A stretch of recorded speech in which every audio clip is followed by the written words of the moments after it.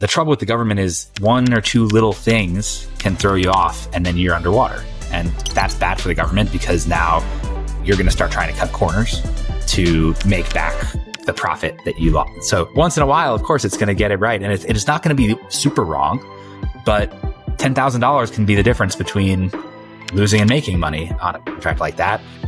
And so you have to be super careful. You have to be super careful with pricing. First exposure to GovCon was more than 10 years ago. When I graduated from college, I worked at a bunch of startups. I started my own company and we raised VC money and set it on fire. And, I learned a lot. I call it my first MBA. But when I stopped doing that, I started working for a company called Govini, which still does supply chain intelligence. But at the time, they were doing market intelligence in the GovCon space. And so I started doing sales there and I learned like how to spell IDIQ. And it was, fantastic opportunity. And that was kind of my exposure to acquisitions and markets and mapping and all of this stuff. So they were competing like at the time with BGov and GovWinIQ and that type of thing. From there, I started working in education technology for a little while. And then I got looped back in because one of my customers actually from there called me up and were like, hey, you're perfect for you sold us this product. We want a contract. We need a PM and we need them to start like really soon. Yeah. And it's to do EdTech, like purchases. You're going to work in acquisitions for the Bureau of Indian Education. And so I went to work in acquisitions as a contract specialist, ended up becoming a acquisition program manager. I learned far part everything. At least 1353, yeah. I had a team of 33 contract specialists that reported to me. We managed a couple $1 billion of acquisitions. And so I thought it was fascinating. I really enjoyed the mission. I enjoyed helping buy the goods and services to reinvent the Indian education system in America for Native American schools. And then I actually went and I got my MBA and I started writing proposals at that point because I'd sat on technical evaluation panels and read thousands and thousands of proposals and bids and helped make recommendations for award. Obviously, as a contract specialist, I couldn't make any determinations. But after I worked with a bunch of clients. We won, we did 40 pursuits in 2 years. We won a dozen of them. More than $140 million worth of federal work. It's a pretty good rate, right? I mean, win rate. A decent P win. So, and then I was working, they offered me a job. But since that was the world I came from and I just got a shiny, expensive MBA, I was like, let me try and do something else. So I got a job at Google and I was working at Google and I had access to a bunch of these AI models and ChatGPT came out and I started feeding them the largest and most complex documents available that I knew about, which are government contracts, large IDIQs, those types, BPAs, and asking questions and diving into it from a KO, contracting officer perspective, putting my 1102 hat on. And I saw that with a little fine tuning and a little training, your response correctness went up about 100x. So just asking ChatGPT, here's a document, respond, versus giving it a bunch of examples, having it have context from the FAR, doing some training and some fine tuning and RAG on those elements, you could get 100x better, more informative, more correct answer. And I was like, this is a significant difference. My initial instinct was the government should be using this to write solicitations. I approached a number of government agencies about that. They were just not in the mindset at the time. I think that there's more interest in that now. What year was this? Just level set? This was January of 2023. Okay. All right. Yeah. So last year. Yeah. Exactly. Okay. As crazy as it sounds, this was early last year. And so what I did was I started using it for my proposal writing clients. I went back to them and said, hey, could I create a custom customized AI to help you guys write proposals. And they had been asking me kind of constantly like, oh, whenever, if you're ever free, like, let us know. We would love to use you again as a writer. And so those were my first clients. So, I kind of came up with the idea, like I turned the government side idea around and was like, I'll use it for GovCons. And so those became the constraints. I was like, I know GovCons, I know what they need, small, medium-sized businesses. I figured like, the large guys are going to do this for themselves. So how do we create something that's going to work for small and midsize? And then obviously like this entire space is about trust and security and compliance. So how do we make something that's highly secure? So it took a long time to get to the right stuff on that. And I can dive in there too, but that's been the journey. Yeah, no, that's incredible. So a lot in a short amount of time. I think one of my weird takeaways from that whole thing was, who gets into GovCon like right out of college? Like like I never heard of GovCon when I was a senior. I was doing far different things that are outside the scope of this podcast. So like how do you even, like, what was that entry? Like your May graduation? Like, how did you even get into GovCon? So yeah, I mean, I didn't get into it right out of college. I had started a company, and when my company went under, we wound it down, and I was looking for a job, and I knew I wanted to do sales. It's a skill. I believe in stacking skills, and so I was pretty good at it for my company, and I wanted to get better. So I looked at, I'm from the DC area. I'm a DC area kid, and so I was looking at companies, and there was a startup. It was Series A. They had raised a bundle of money. It was bright and shiny. I didn't know what GovCon was. I was just like, oh, it's a startup. I like startups. It's in the area. I won't have to commute very far. And so I took the job, and they were like, all right, we're going to teach you GovCon 101. You have 1 week to learn how to spell RFI. And like, that was it. So that was my intro. Got it. No, that helps. All right. So let's dive into like the AI and acquisition thing. I'm curious, because there's so many use cases, right? Like there's so many different elements. Is there something that you think is like the niche or you're focused on, or like where you think there's the biggest bang for your buck in terms of using artificial intelligence? Like what part of the acquisition cycle or all of it? Like where are you focused? Yeah.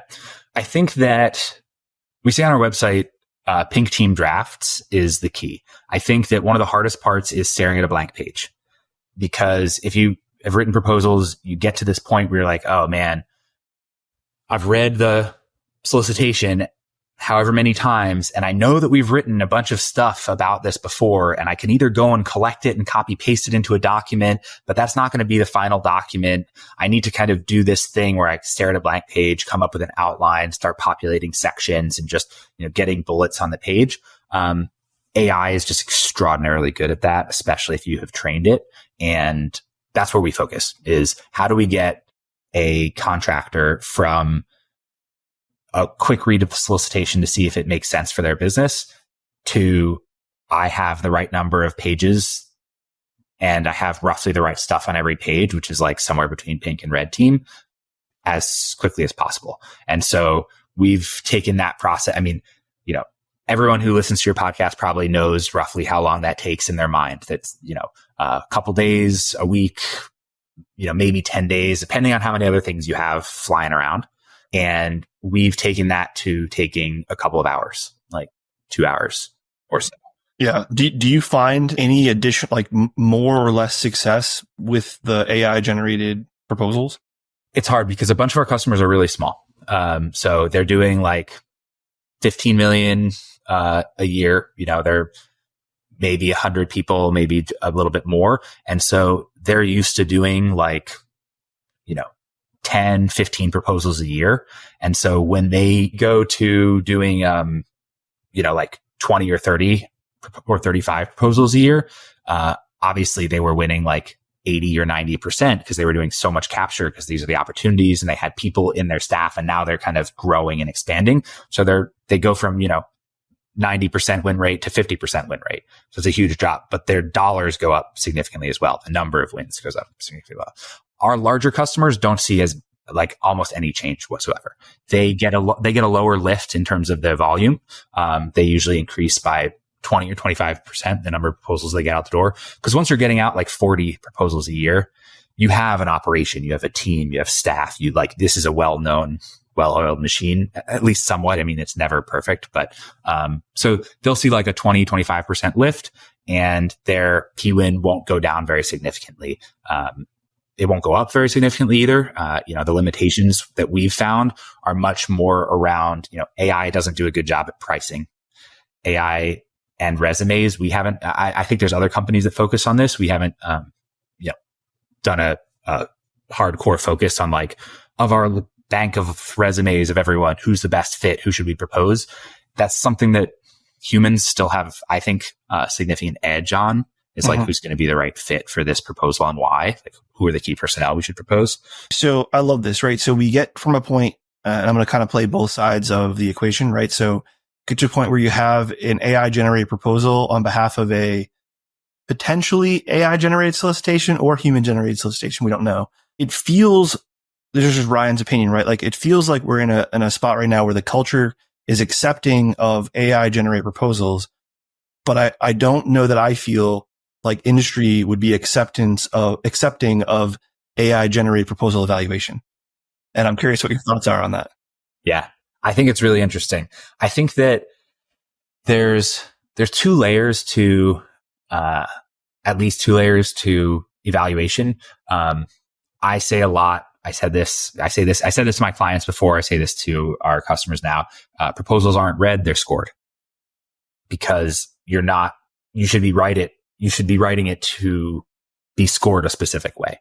I think that the base layer of compliance, is complicated enough as on its own.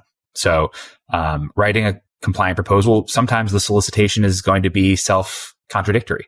Sometimes it's going to be unclear. Sometimes you just don't have enough space. They're trying to get, put 10 gallons in a 5-gallon sack. So you have to choose and make strategic choices. But I do think that AI we've proven out, AI can do a very good job with evaluating compliance. Did you meet the shall statements? If so, where? Find the exact quotes, prove it to me. Okay, great. In terms of, actually evaluating a proposal, we have 1102s on staff. I love contracting officers. I think that their brains are really interesting. I think their understanding of the FAR is super interesting. And so we've had them compare outputs of an AI trying to evaluate a proposal to what they would rank it. And it's so subjective. I mean, the adjectival ratings of where you put something and why, how you stress something. I mean, thinking of the rubric that the government will use to evaluate a certain proposal is already highly speculative, and can give you a large leg up if you have information on that. So I think that some basic stuff like compliance should, like, I've been part of those teams where you read a proposal and on page 47 out of 50 you find something that they were supposed to have signed and they didn't sign it, and then how many hours did you waste reading those 47 pages? Like, so like, if it can find that stuff and save the government massive time, awesome. But in terms of, choosing the awardee, I agree with you. I'd say it's a little tenuous. Yeah, it's interesting, right? So like we've come to a conclusion as a society or community that we're okay with AI generating a requirement statement and solicitation and the proposal. But when it comes to that decision, we're not really there yet. So we're going to go down the whole acquisition cycle. Okay. So in that proposal evaluation world, I've seen companies that kind of offer a myriad of things, but one is teaching the artificial intelligence or the knowledge base effectively starting with here's human evaluators, here's how they scored a proposal. I want you to think like human and here's some examples and learn based on that. There's that. And then there's just the vanilla compliance thing that you kind of talked about of did this match this? If not, tell me where it didn't, right? Or vice versa. So, I was on a panel recently and this came up in terms of that from the standpoint of bias. And we used AI, or the conversation was that AI can remove bias because no longer is it me that might want to do business with one company. It's did this match this? How well did it match? So it's interesting because I thought that having human judgment, human evaluations was a benefit. And then now I'm like, well, maybe it's not. So I'm curious if you have any thoughts on that. AI is really interesting because it can also introduce its own bias. And the thing is, it's totally unintentional bias. I'll take a very innocuous example. They trained an AI to try and look at a mole or a freckle and see if it had cancer or not. And they gave it a bunch of freckles that were cancer and a bunch of freckles that weren't cancer. And then they started testing it on things that it wasn't trained on. And what they found is that there was this unintentional thing that happened where if in the image there was a ruler next to the freckle, it ranked it as cancer 99.99% of the time because all of the training images had this little ruler to see how big it was. And so, you can introduce bias that can be get hard coded into the model depending on what you train it on. Large companies like Google have faced this type of problem, a lot with, racial bias in their models and other things. So, and they've tried to counteract this. It's definitely an open thing. I wouldn't say that, I think that you need to have both. I think like the Centaur approach of like part AI, part human working together is definitely the way the industry is going to advance and move forward. So it's about giving the people the tools. I think we can work smarter together. I like that Centaur approach. I wrote it down. I'm going to use that. You mentioned something earlier, so I'm kind of, again, going down that acquisition cycle, kind of in the term of proposal evaluation, but you said, the AI is not really good with pricing. And I'm curious, if you want to unpack that a little bit. Pricing is one of those things where you need to not only know about your own, make choices internally about your own company of, all right, who am I going to staff this with? How many people are they going to need? What's the specific solution? How long is it going to take? You need to make a bunch of those assumptions. And then you also need to think in a competitive landscape of, okay, there's subcontractor requirements. What are my, what's my wrap rate? What are my subs wrap rates? How much do I need to sub this out? And then you also need to think about, and that's kind of the partnership piece. And you also need to think about your competitors. Who's the incumbent? What subs do they have? How much do they charge? How much, what was the ceiling? Did they come near it? There's so many factors that, and AIs are not great with numbers. You have to kind of check their numeracy and make sure that they didn't kind of skip a step and do something slightly wrong. I think like the AI can craft a great narrative. If you have like a pricing narrative section of like why, if it's an RFI, like why should this be firm fixed price? Why should it be cost plus? Why should it be time and materials? Or if you have to do a narrative as part of your management plan of like, well, here's the people we chose. And this is these are the LCATs, labor categories that we wanted them at for, this solution. It's awesome at that stuff. The backing into it, it's great at. The coming from whole cloth, of like, what should we price this at to win? I mean, people pay consultants, price to win consultants, hundreds of thousands of dollars for this stuff. If you could just ask an AI the question, it's just not there. I mean, maybe it will get there where it can run a lot of these workflows and do this complex analysis and give you a dashboard that'll help you. I think that's super fascinating. We've thought about that, but, I worry that people think of it in more of a ChatGPT type of way where it's like, how much should we price this contract at? Beep. And like it spits out an answer and you're like, all right, cool. Well, let's price it at that. And that's really not the way to do it in this industry. You'll either lose a lot of money or you won't win because someone will have priced it more advantageously. No, that's super interesting because and expectedly your answer came from like the selling perspective about your actual realized risk and cost and all of that. And, I was only thinking about it from the buying perspective, which is like, how much is the solution worth? What's the value of it? I don't care what it costs you. I don't, cause there are other companies, there's competition in the space, all of that, right? I'll share a story. My dad builds houses, general contractor. And he had a plan for like blueprints for a barn. And, I dropped the 2-pager. It was like the floor plans, exterior, like rendering, and then like spec sheet. Like here's the material it's gonna be made out of, all that stuff. Into ChatGPT and just said like, hey, can you estimate this? It came back at like $360,000 to $370,000. And I said that to my dad, and he's like, that is like spot on what I'm going to charge this customer. And we were both kind of blown away. And so I've had an interest of pricing in my mind since that, but I've never dove in on the GovCon side. So maybe I'll proceed cautiously based on your your recommendation. The thing is, so the way that it works is it's looking for examples in the past. So the more that it knows about this situation, and the better it has a sense of exactly what you're doing, and what, like the fact that you have all the plans drawn up and it's exactly to scope or to spec, it's going to do a better job, assuming that it has a bunch of examples of that type of thing, or it can break it down, has the right frameworks. The trouble with the government is one or two little things can throw you off and then you're underwater. And that's bad for the government, because now you're going to start trying to cut corners to make back the profit that you lost. So, once in a while, of course, it's going to get it right. And it's not going to be super wrong, but I don't know what the margins are on construction, your dad's construction business, but $10,000 can be the difference between losing and making money on a contract like that. And so, you have to be super careful. You have to be super careful with pricing. Yeah, that makes sense. Is there anything you're excited about in this space in terms of like what's next? I mean, you talked about how in 2023 there was like zero adoption to this. Here we are. I mean, I know it was I guess more than 12 months, but we're in the next calendar year only, and there is adoption to this.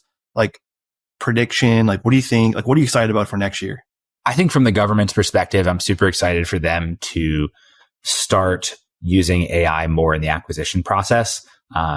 I think that, anyone who's followed the acquisition community in 1102s and kind of what's going on, like there's been a lot of talk, especially more in the defense space than in civ side, but it kind of flows down about the bathtub effect and, not having enough people to help the government in the ways that it needs to. I think that it will, like the really great contracting officers understand that their job is a people job, not a paper pushing job, that they need to help their customer figure out the most advantageous way to acquire the goods and services that they need to run whatever the function of the government is.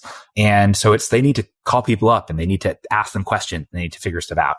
They shouldn't be sitting there trying to like scratch their head and wonder like what should go in this statement of work, or, have a stack of like 13 acquisition, strategies that they, what's the acquisition plan for this, that, and the other? And like, okay, well, I have to write 2 IGCEs and 4 statements of work, rewrite those, and and so I'm hoping that AI can get a lot of that off their plate to make the process more, so I'm excited for that development as a major part of it.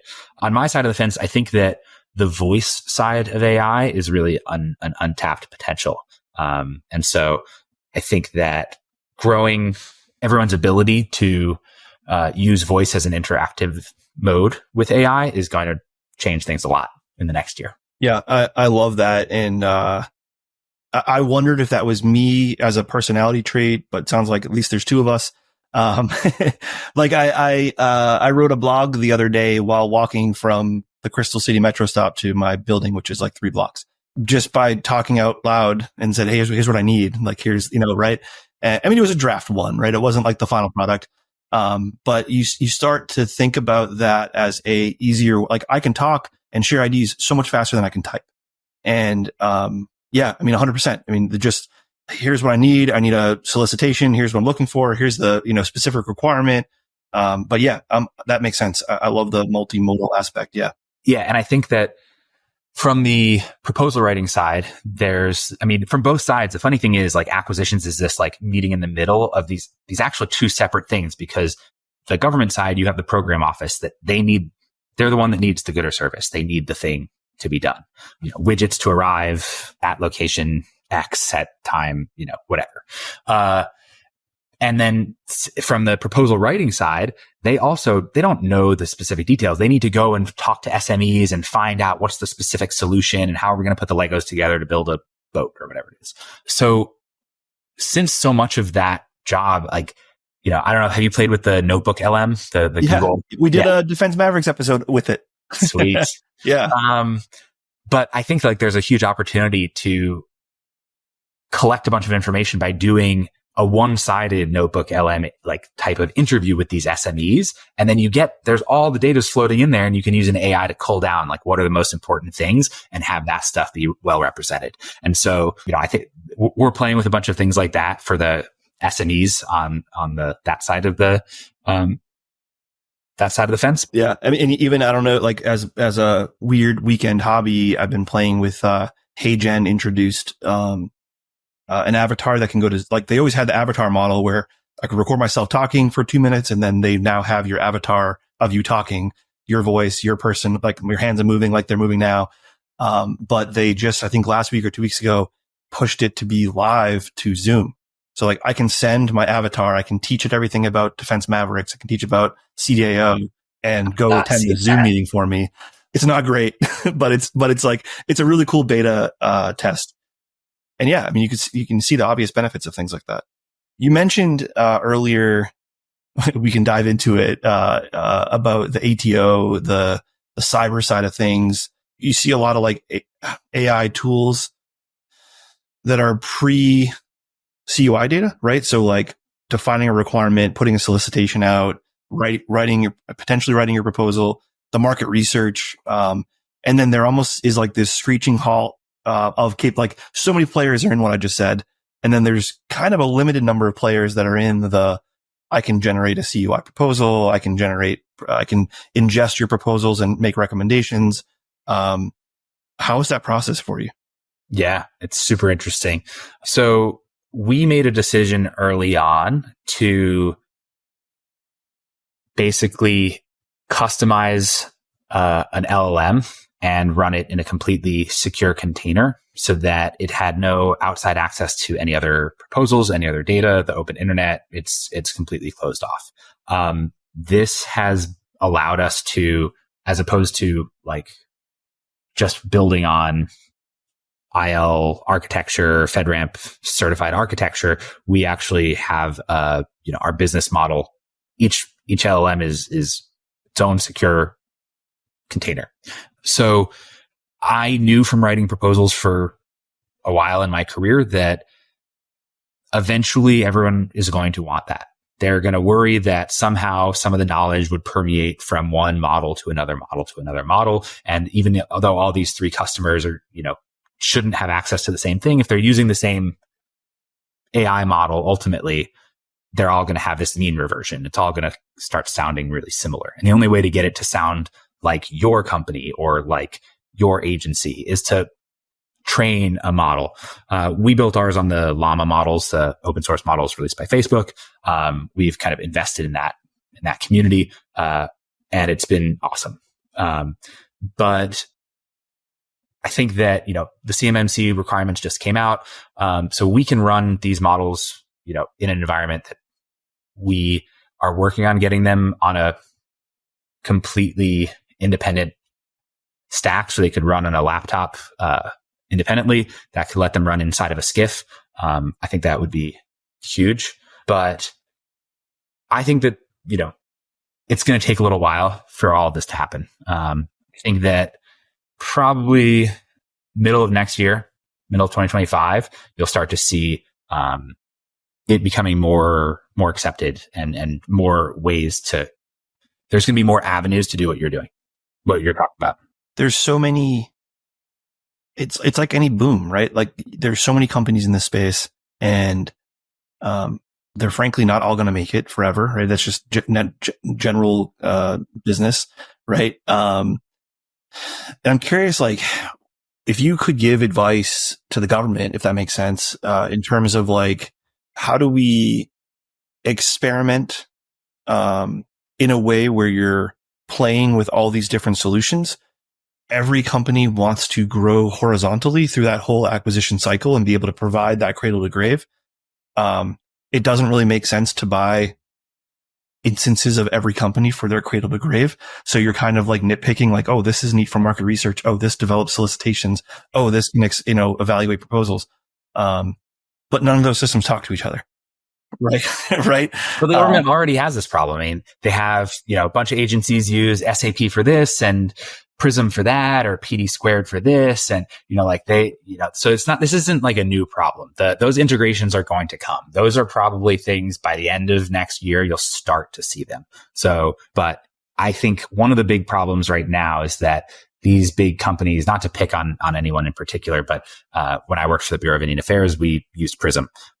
Prism's owned by Unison, and large companies just have a harder time innovating. It's just the fundamental way. So the small companies are these little agile little ships, and the big tankers of the world are they don't know how to fit AI in. They're like, oh, let's just add a chat bot on top of it.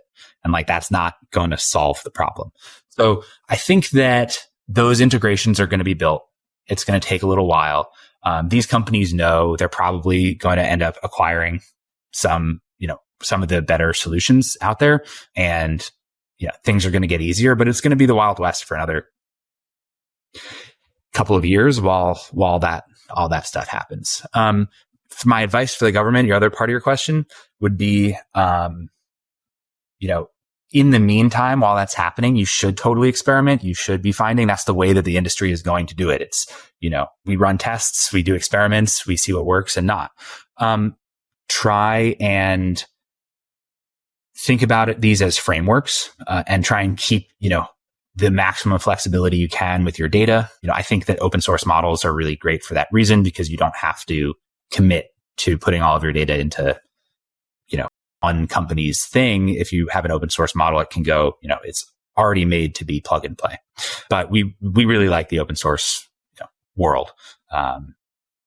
So that's one thing. And then, getting smart on it and understanding what you need to do. Cause some of these capabilities, it's just, you need the compute power to run it.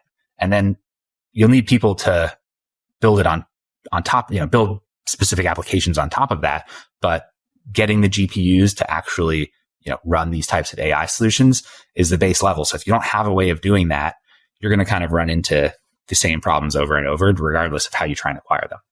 All right. I got it. So one final question. I like pulling this thread because I think it's, I would say an interesting meditation, but an interesting just thing to think about. So we talked AI for solicitation, AI for proposal development, AI for proposal review, AI for price analysis, right? For market research, that whole chain. If we get that figured out, then why not just cut out the entire process? And I'll put in 3 words what my problem statement is, and someone will tell me who to do business with. I think that acquisitions is about managing risk. Every 1102 I talk to, when I talk to them about AI stuff, and, eventually it comes down to why don't you just ask the AI which is the right vendor to do it, and then just sole source it to them, and they, the AI can do the J&A. But it's, I think that the industry also has trouble understanding this of why people ask, why did NASA soup say that you had to disclose if you used AI in your proposal? And what they're looking for is confidence. This is an industry where confidence really, really matters. Not just because the KO will, get called down to the HCA's office and say, why'd you make this choice? This was a terrible, not just because there's protests that slow things down, but because I truly believe in my heart that the work that the government does for the American people is super important. And you don't want the risk of having a non-compliant vendor that is trouble, that ends up spending $1 million just to find out that they didn't have the capability to do it in the first place. And you then have to spend a year reacquiring the same stupid good that you should have just done right the first time. I think that type of cost is a form of waste and abuse that, so if it could guarantee that you get out of that, but it can't, the truth of the matter that I believe in my heart is that our system is not the best system. It's not the fastest system, and it's not the most fair system, but it is better than any other country, the way that they buy goods and services on earth. So it's engineered to be fairer, faster, and better than almost anything else out there. Of course, we can improve. That's not to say there's not room for improvement, but it's a balance of that fairness and speed that we have come to. And so I think if AI can help us increase speed by 10%, by 50%, that's great, but not at the expense of making it less fair. So, that's still going to be, I think that that's still the gas and the brakes so that doesn't change. It makes a lot of sense. I said last question, but one more quick one based on that. I have personally seen an influx of oral presentations. So like almost the acquisition strategy of, hey, give me your AI proposal and I'll read them. I'll pick the top 10, 15, whatever. I'll invite you all to then give me a presentation orally, give me a demo, et cetera. Have you seen that? I think that kind of cuts out the AI part of it, right? I don't think it fully cuts it out. I think what it does is it better aligns the incentives. I'm a big proponent of this. I think the government should move more to it. I think the AI part of it will change and adapt. We can make, AI presentations based on, if you give me a proposal, we can turn around a presentation version in less than an hour. So it doesn't, you can have an AI translate A to B, B to A, any sort of way. It's a translation machine. But what I like about the presentations is you have to have someone on your team that's competent, that can answer questions, that can show up, that knows this space, that has the chops. And when we're talking about like, what's the confidence? This is an industry where confidence matters. You want the government to be confident in your solution. Then you want them to choose someone who's going to complete the work correctly, on time, without issues, et cetera.